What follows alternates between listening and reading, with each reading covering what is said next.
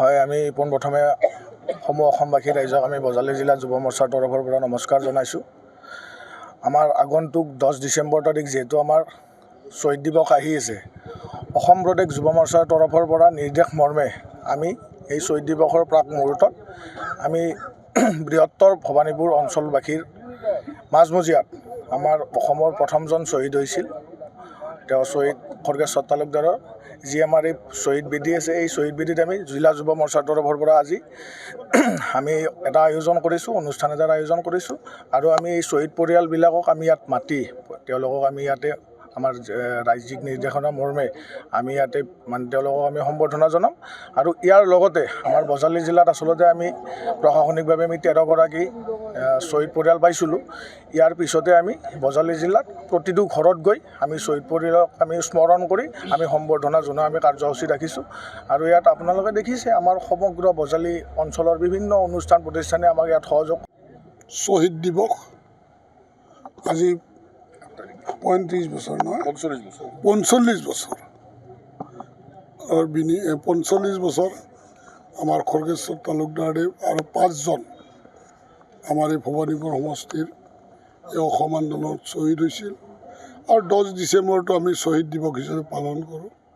আৰু আমাৰ মিত্ৰ গোটৰ চৰকাৰ অগপ, UPPL, BPF এতিয়া আৰু ভাৰতীয় জনতা পাৰ্টীৰ মিত্ৰ গোটৰ চৰকাৰে আমাৰ এইবাৰ কেন্দ্ৰীয়ভাৱে চিপাঝাৰৰ আয়োজন কৰিছে।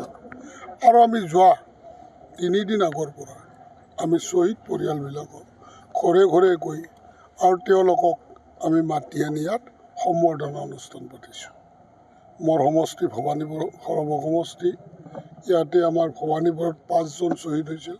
প্ৰথম শ্বহীদ আমাৰ খৰ্গেশ্বৰ তালুকদাৰ 10 ডিচেম্বৰৰ দিনা ভৱানীপুৰ চুকতে তেখেতে শ্বহীদ হৈছিল।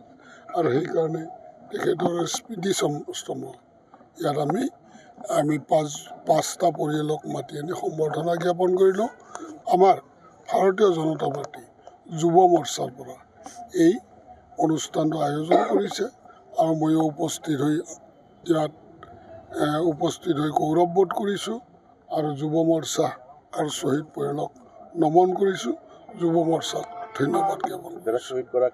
আমাৰ শ্বহীদ খৰ্গেশ্বৰ তালুকদাৰ উপলক্ষে মই প্ৰথম আমাৰ মুখ্যমন্ত্ৰী মহাশয়ে কৈছিলোঁ যে এখন স্থায়ী আমাক ষ্টেডিয়াম লাগে। ষ্টেডিয়ামৰ কাম ইতিমধ্যে কমপ্লিট হৈছে, অহা জানুৱাৰীৰ 12 তাৰিখে উন্মোচন হ'ব।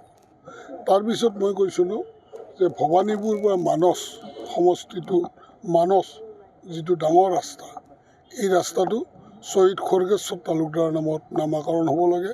মই বিধানসভাতো কুৱেশ্যন কৰিছিলোঁ আৰু মুখ্যমন্ত্ৰী মহাশয়ক মই অনুৰোধ কৰিছিলোঁ। আৰু মুখ্যমন্ত্ৰী মহাশয়ে এই ৰাস্তাটো ডাঙৰ ৰাস্তা শ্বহীদ খৰ্গেশ্বৰ তালুকদাৰৰ নামত তেওঁ নামাকৰণ কৰি দিলে।